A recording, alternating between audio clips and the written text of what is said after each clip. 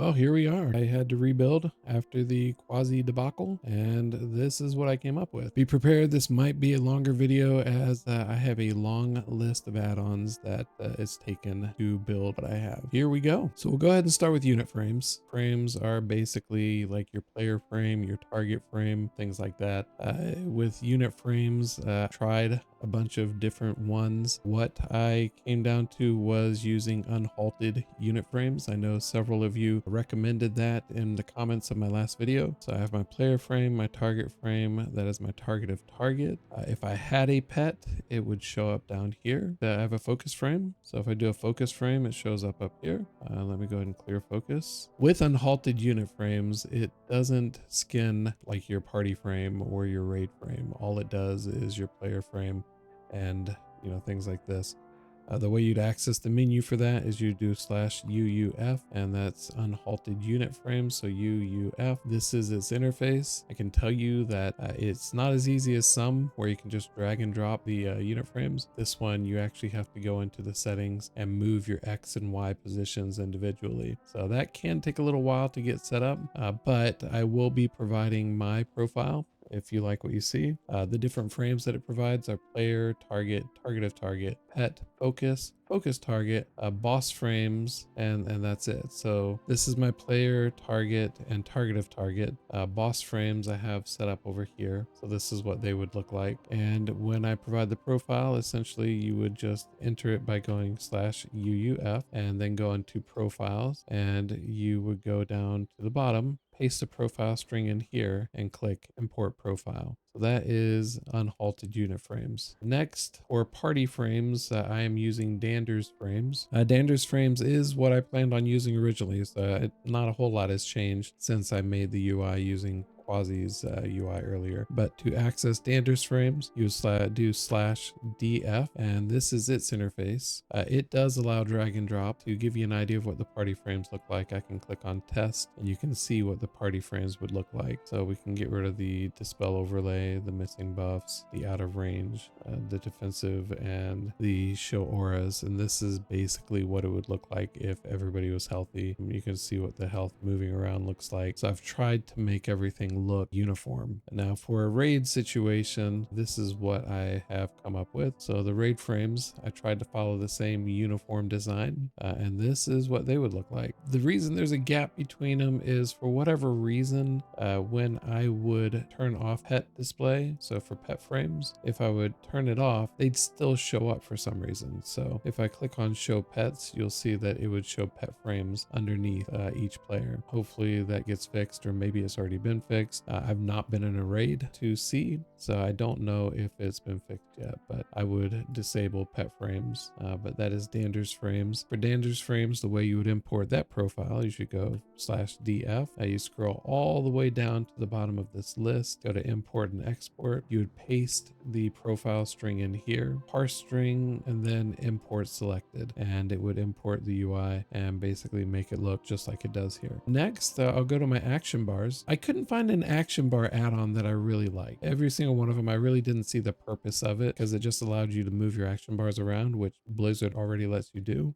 So what I've decided to do is just use the default Blizzard action bars, but with them, I have used Masque. And Masque, what it does is it lets me actually skin icons. Now, Masque by itself doesn't work unless you get the Masque Blizzard bars add-on to go with it, and that lets you skin the default Blizzard bars. So this is what my default Blizzard bars look like. I am going to give you the profile for my edit mode. When you go to edit mode, you can see all of my frames and all of my everything and where it's at. Making it disappear, that took some trouble. So with that, I found an add-on, and I did this actually prior to midnight. This add-on is called Mouseover Action Settings, and what it lets you do is it lets you make your bars so they only show up on Mouseover. What I've done is I've made the time to fade in and fade out be really fast because I just want them to show up and be there and then go away. With this, it will also hide other elements of your UI. If you're using the default Blizzard unit frames, it will let you hide the default Blizzard unit frames. There's nothing built into it yet to hide the cooldown manager or the Sensei resource bars. But what I've done is in the options under config, there is a option down here called Tinker Zone. It's not recommended to be used because if you don't really know what you're doing, you could end up like really hiding stuff that you need and never be able to see it again. I enabled Tinker mode and then I found what the name of these different things are. So I found out the name of the unhalted unit frame for the player and for the pet, and also found out that the essential and utility cooldown manager bars are called this: essential cooldown viewer and utility cooldown viewer. And basically I created modules for that, as well as the primary resource bar and secondary resource bar. And what I did is I went into the settings and I made it so they only show up if I'm in combat, in a party, or if I'm targeting something. So if I'm not targeting anything, it all goes away and you end up with a nice clean empty screen. So I highly recommend this add-on. I'm going to provide the profile for it as well. The way you would access that profile is you go to your minimap, click on mouse over action buttons, go to profiles, and then up here there's import export profile, and you would paste your profile here and then click accept, and that would import it. I've not done this personally because I created the profile, so I'm not sure if it would carry over the Tinker Zone settings that I've done. So that's something that we will have to see. All right, next on the list is the cooldown manager. There's a lot of add-ons right now for cooldown managers. It's kind of crazy actually, how many different cooldown manager add-ons there are. If I were to go to WoW Up and put in cooldown manager, you'll see that there is a lot. Like there's cooldown manager centered, there's tweaks UI, there's better cooldown manager. Better cooldown manager is made by the same person that makes Unhalted. It is highly recommended, but I couldn't get it to do everything I wanted it to do.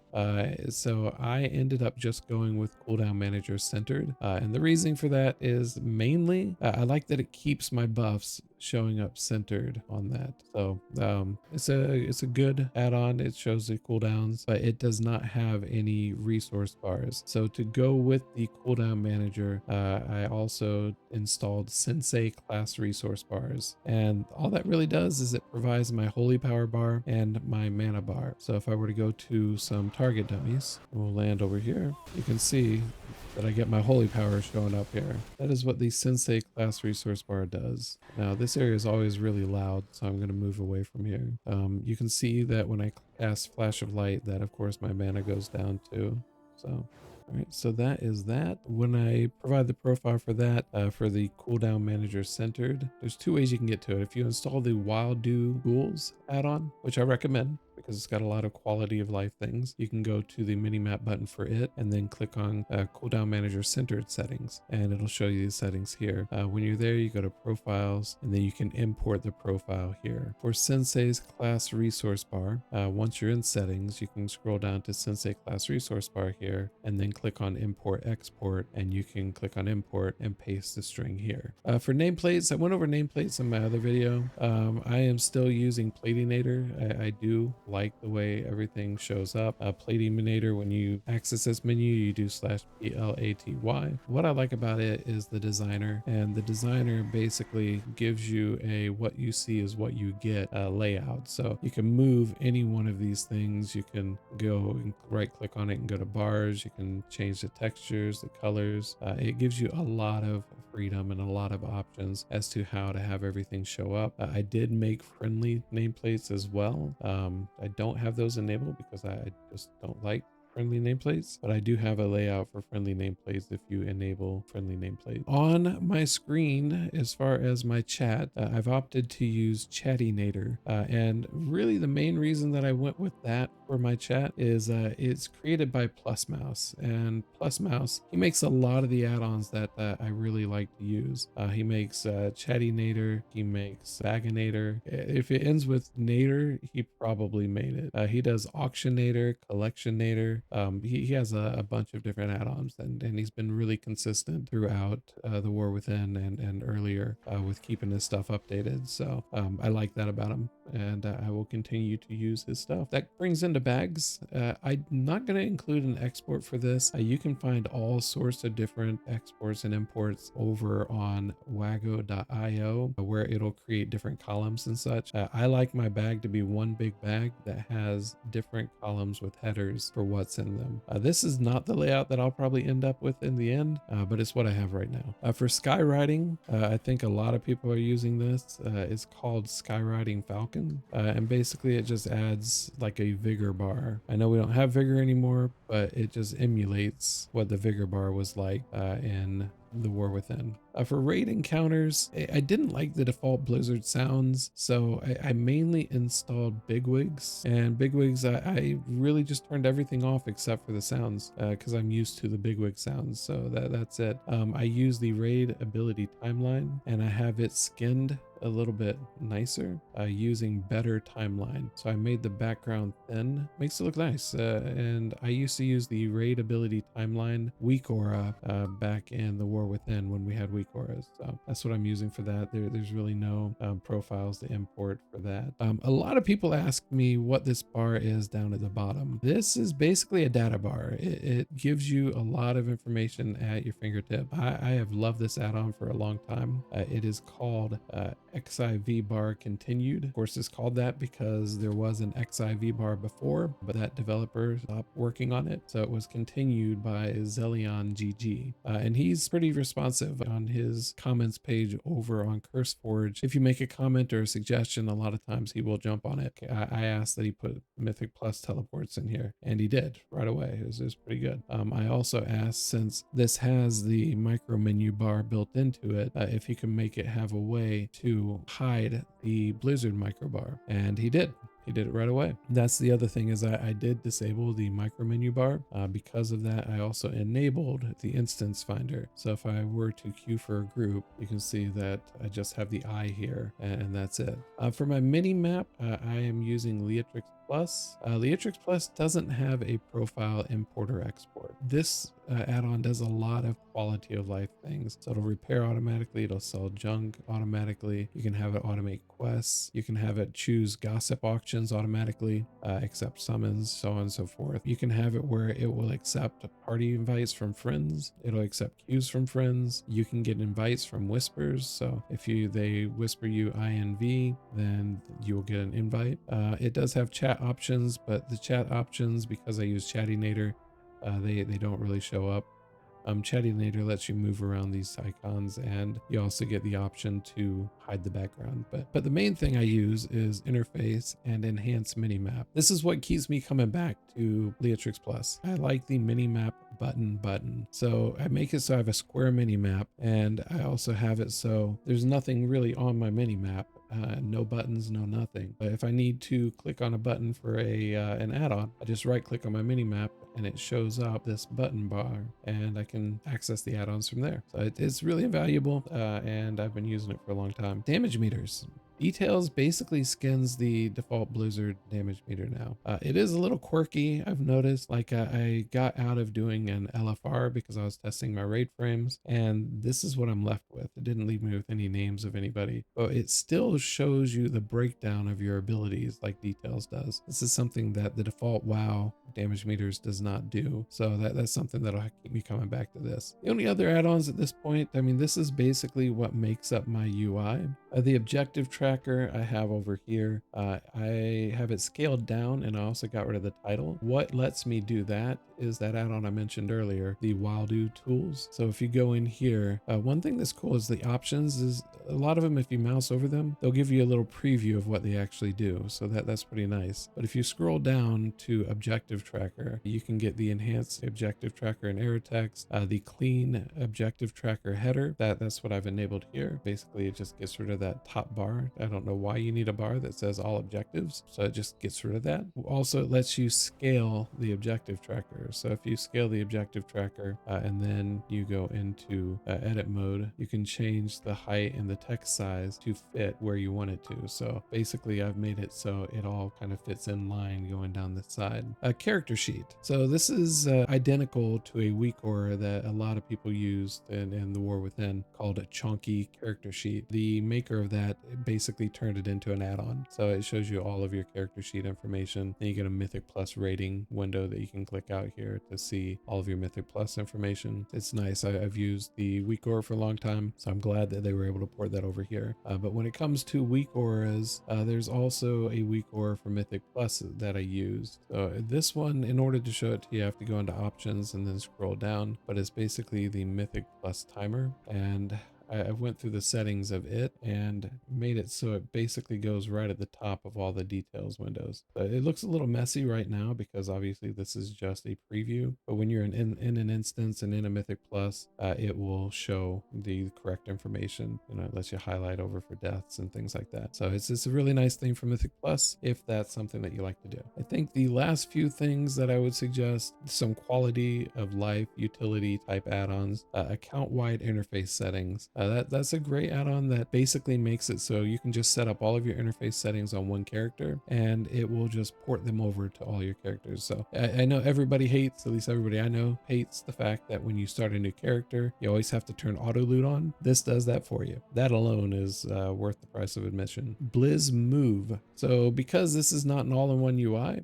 you normally can't move things, but an add-on called BlizzMove lets you move basically any window. So you can move your spell book, you can move this, you can move your character sheet, you know, you can move basically any window that comes up. So BlizzMove is what I use for that. I'm sure that a lot of you with the midnight pre-patch, you run into the issue where there's Lua errors left and right. Surprisingly, a lot of them are directly from Blizzard. I don't like anything popping up on my screen. I don't like anything getting in the way of my immersion. So the things I would recommend would be BugSack and BugGrabber. BugGrabber basically grabs those bugs and BugSack keeps them. So if you want to see what the bugs are, you can go to here and see them. If it's a Blizzard bug, you can report the bugs. You know, there's basically, it gets it out of your way. So I'd highly recommend that as well. A couple auction house add-ons that I'd recommend. So if you go to the auction house add-ons that I'd recommend would be Auctionator and Collectionator. So both of these are made by